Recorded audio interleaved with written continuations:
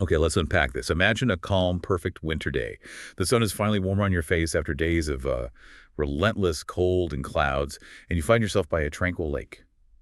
Peaceful, almost serene, but what brilliant, subtle strategies might actually be unfolding right before your eyes, hidden in plain sight, that you might easily miss. Today, we're taking a deep dive into precisely that, an incredible observation of a masked fisher, the little egret. This remarkable account comes to us courtesy of Birdwatcher, the passionate observer and guide, Ben Fougere. Remember to pronounce that, Fougere. Yeah, what's truly fascinating here is how a seemingly simple, peaceful observation, the kind anyone might make on a quiet morning, can actually reveal incredibly complex and intelligent behavior in the natural world. Yeah. It's not just about seeing the animals, it's about knowing what subtle cues to look for, what underlying patterns tell a much bigger, more intricate story. Exactly. And Ben Fougere, the driving force behind Birdwatcher, he truly possesses that astute eye. He's not just an enthusiast, he's a BirdLife South Africa preferred tour operator and guide, and a registered national tour guide for nature and culture. So when he shares an observation, you know it's coming from a place of deep knowledge and, well, extensive field experience, allowing him to spot the nuances many of us might overlook. So our mission for this deep dive is to understand the ingenious tactics of the little egret as meticulously documented by Birdwatcher, specifically at the beautiful Swarthley Lake on the garden route. We're going to uncover how a seemingly solitary bird can engage in a surprisingly strategic and incredibly successful collaborative effort, even if it's a remarkably one-sided one. Right, so this particular deep dive begins on a genuinely beautiful winter morning at Swarthley Lake, nestled along South Africa's stunning garden route. After what had been a stretch of cold, persistently cloudy skies, the warm sun was a truly welcome treat. It wasn't just a comfort for Ben, for Birdwatcher. It seemed to invite the local bird life out into the open, kind of shaking off the chill. And as Ben observed, other avian residents were certainly making an appearance. Giant kingfishers zipped in and out, showcasing their vibrant plumage during brief fishing attempts. Little grebes and reed cormorants were also present, gliding gracefully through the shallow waters. The cormorants, in particular, were hard at work, engaged in their typical relentless pursuit of small fish, constantly diving and stirring up the water as they chased their breakfast. They created a noticeable commotion beneath the surface. But the undisputed star of this particular morning, the one that truly captured Birdwatcher's attention and held it for an extended period, was a lone little egret. Initially, it was just doing what egrets do, preening its snowy white feathers, meticulously tidying itself, and simply basking serenely in the glorious sunlight. A picture of calm elegance, entirely focused on its own comfort, it seemed.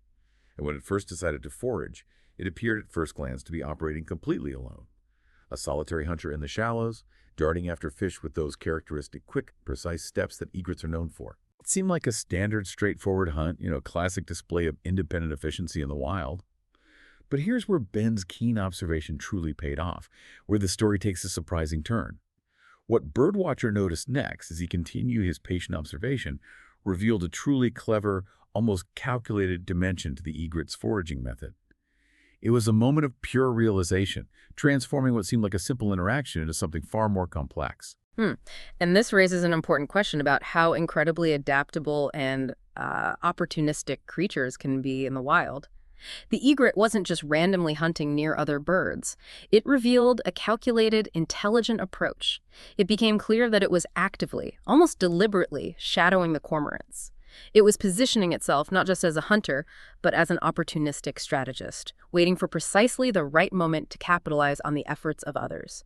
This level of observational learning is quite striking. That strategic positioning sounds fascinating.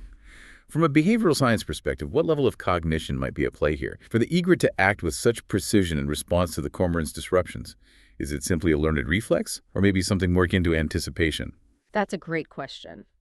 While we can't definitively say an egret is thinking in human terms, this behavior certainly suggests a sophisticated level of associative learning and perhaps even, yes, anticipation. The egret isn't just reacting to a splash, it's associating the cormorant's dive with a predictable outcome panicked fish, right? This repeated observation and the successful outcome reinforce the behavior, leading to a highly efficient strategy.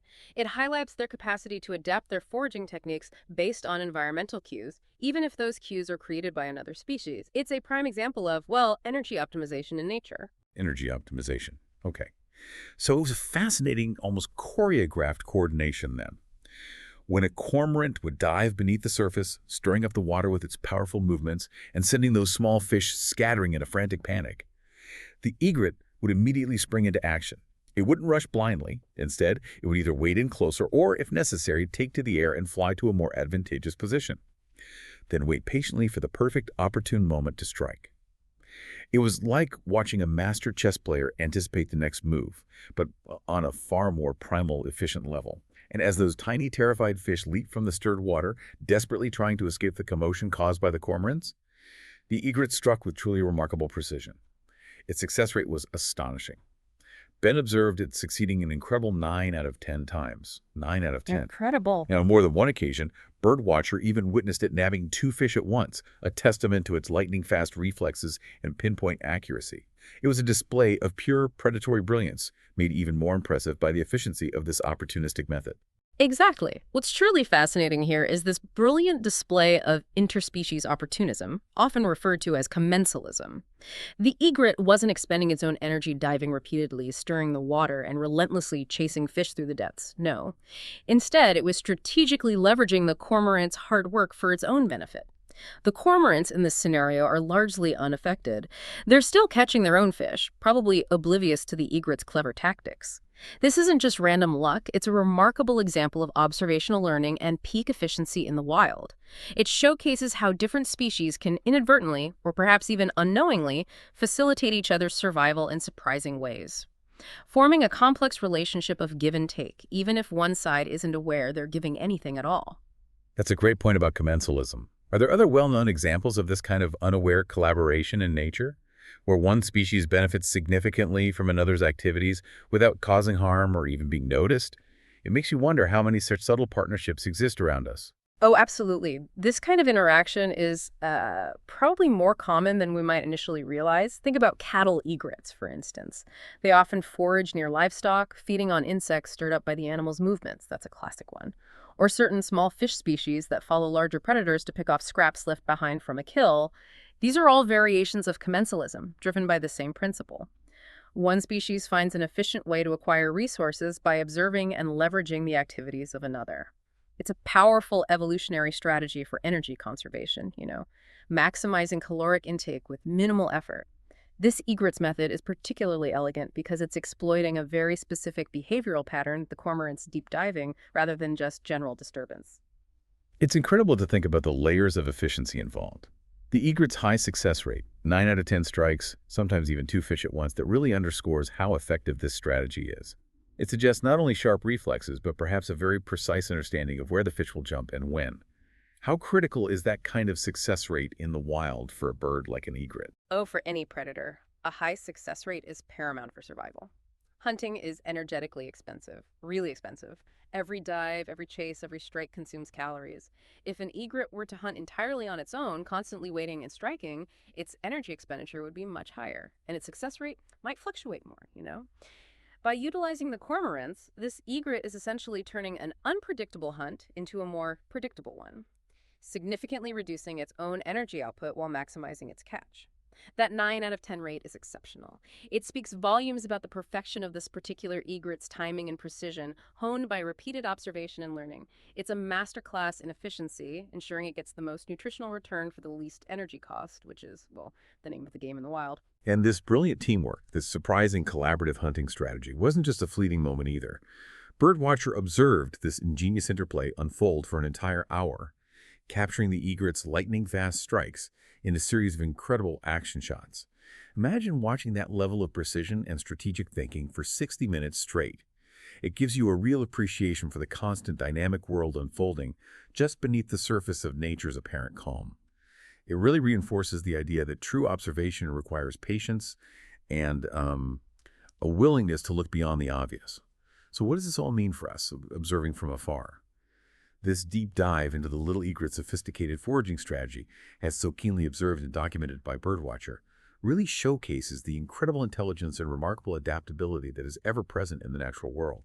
It's often right there, unfolding before our very eyes, but sometimes hidden in plain sight until someone with an astute eye, like Ben Fouchier, brings it to our attention and helps us understand the underlying complexity. Mm-hmm. And if we connect this to the bigger picture, this observation highlights that even in what seem like solitary pursuits, Nature often involves complex, if sometimes one-sided, collaborations. It reminds us that ecosystems are intricate webs of interactions, and survival strategies aren't always straightforward. This encourages us, well, encourages you listening, to look deeper, to question what you think you already know about animal behavior, and to truly appreciate the nuanced survival strategies of different species. It also raises an important question. What other overlooked partnerships or fascinating interspecies dynamics might be shaping ecosystems right now, just waiting for someone to notice and interpret their significance? Perhaps it's a reminder that truly understanding the world requires more than just seeing. It requires thoughtful observation and critical inquiry. Indeed. And this incredible deep dive into the little egret's world comes to us courtesy of Birdwatcher, the guiding hand of Ben Fouchier, who, as we mentioned, is a BirdLife South Africa preferred tour operator and guide, and a registered national tour guide for nature and culture. His insights truly bring these natural wonders to life with incredible clarity.